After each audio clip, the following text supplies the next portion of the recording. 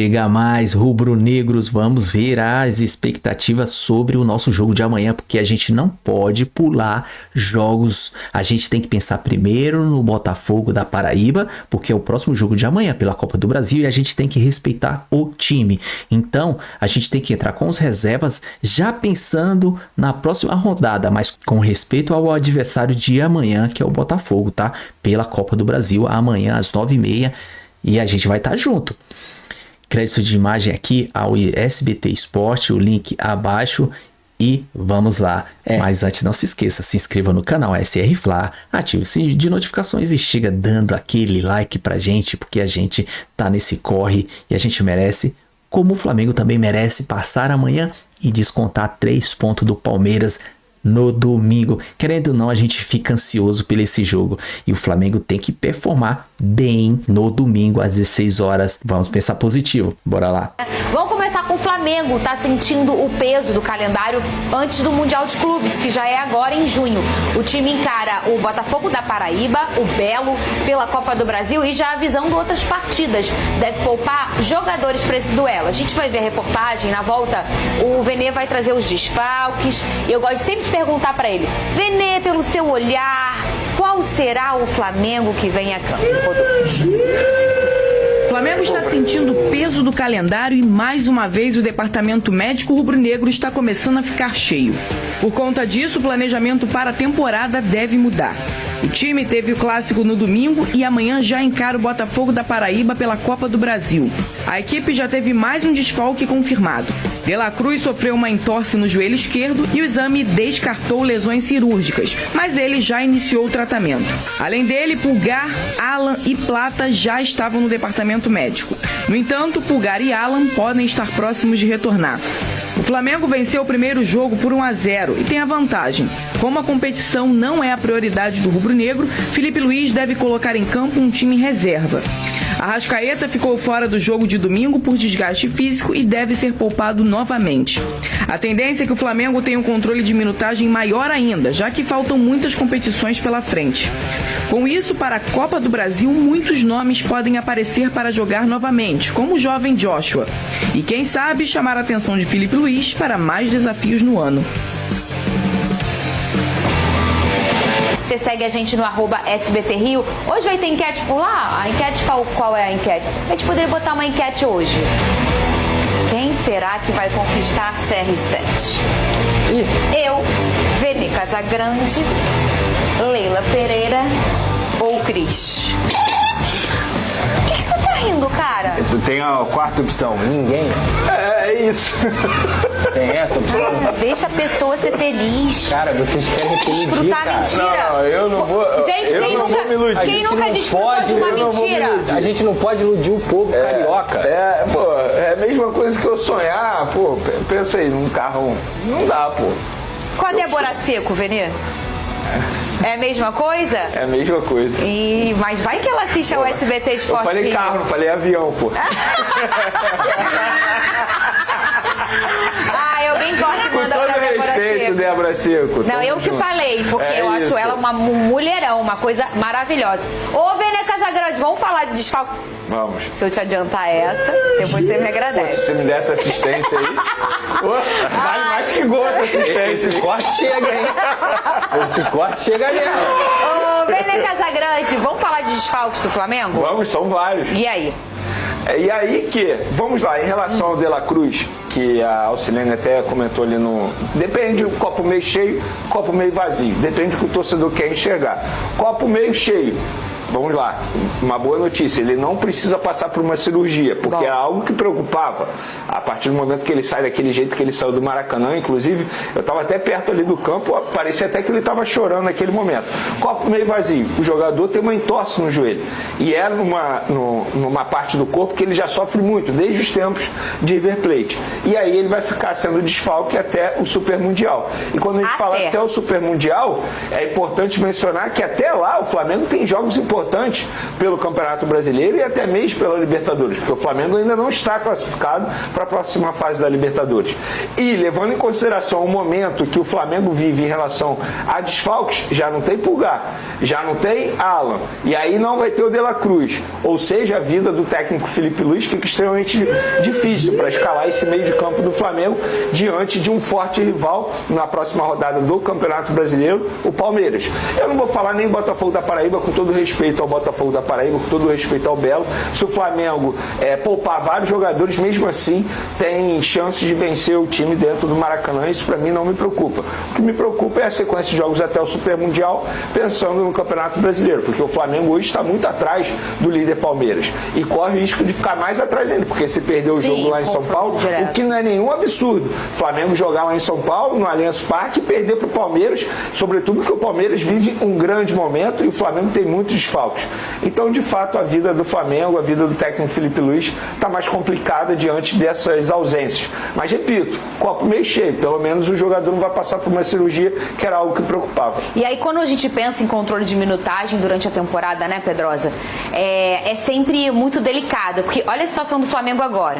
Um confronto eliminatório, que é contra o Botafogo da Paraíba. Ele não tem um placar confortável, mas ele é o Flamengo, e o Botafogo da Paraíba está numa outra prateleira. Não tem como a gente dizer que não é assim. E o próximo confronto no Brasileirão é um confronto direto, brigando pela liderança, né? Quase, para encostar mais no Palmeiras, porque o Flamengo não consegue passar o Palmeiras matematicamente falando.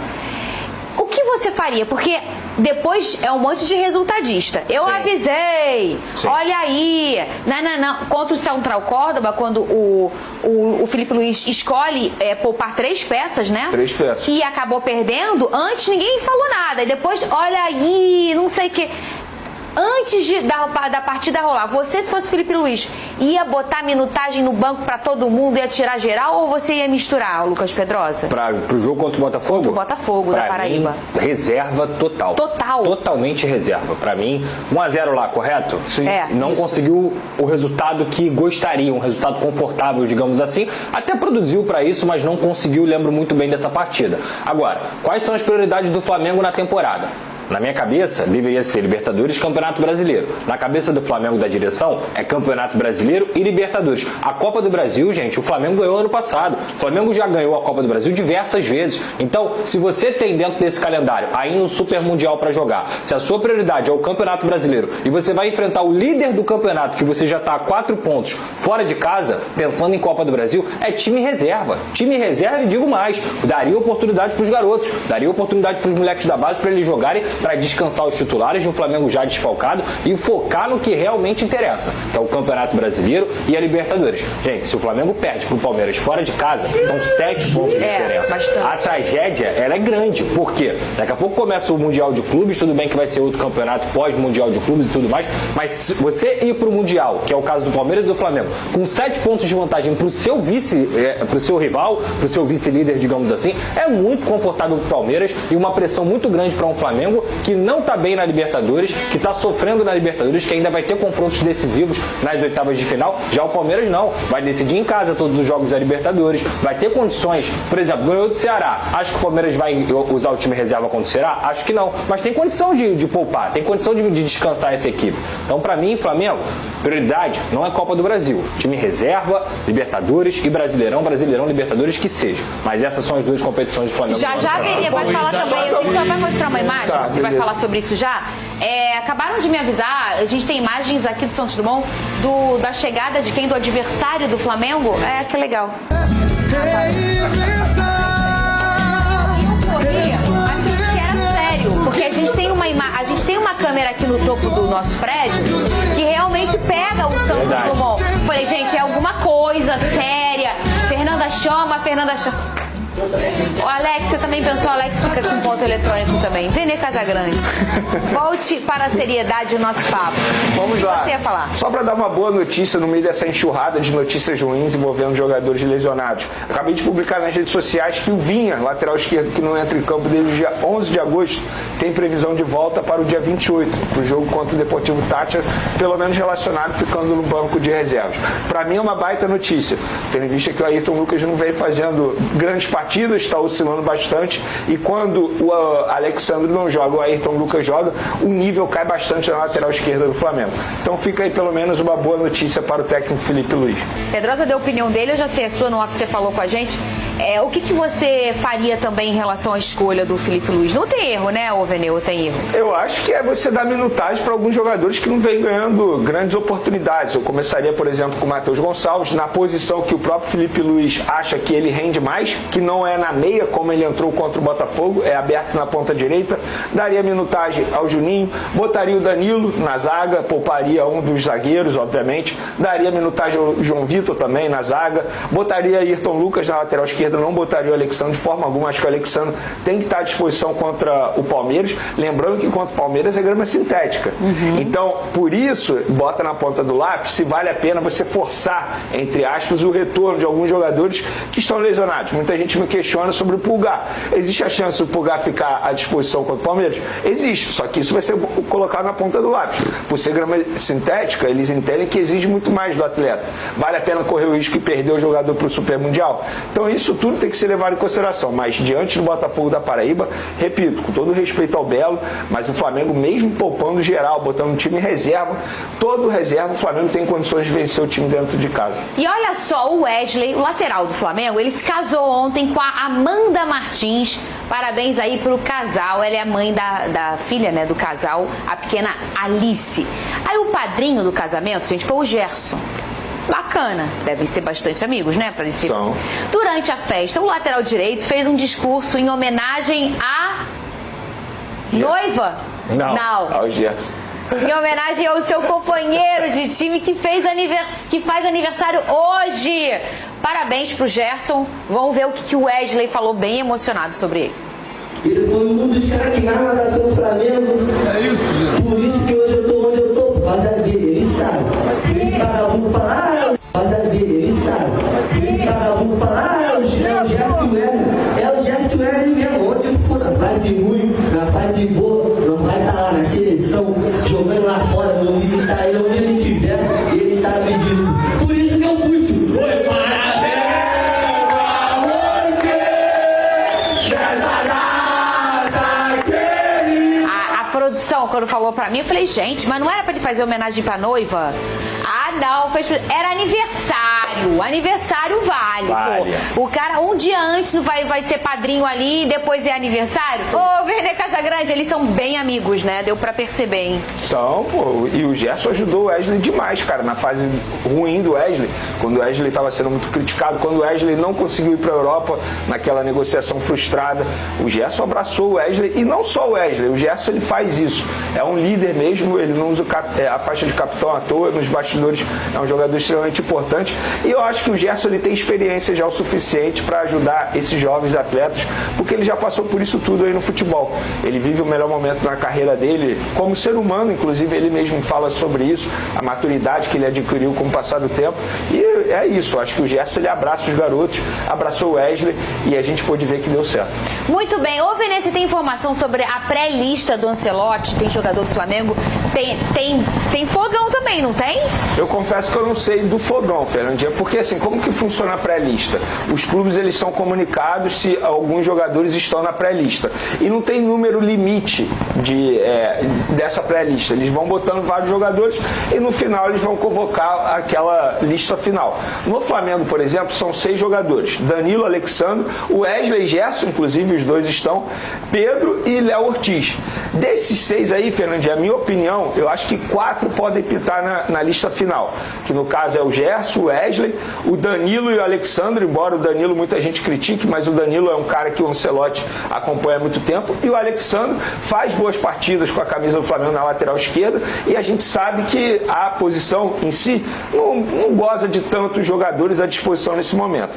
Léo Ortiz, eu pessoalmente eu vou torcer para que ele seja convocado, porque está jogando muita bola, merece estar na lista, e não acredito no Pedro sendo convocado. Primeiro que não é um estilo de jogo que o Ancelotti gosta bastante, esse centroavante centroavante clássico, e outra que ele não vive uma grande fase, inclusive no Flamengo ele não é nem considerado titular absoluto com o técnico Felipe Luiz atualmente.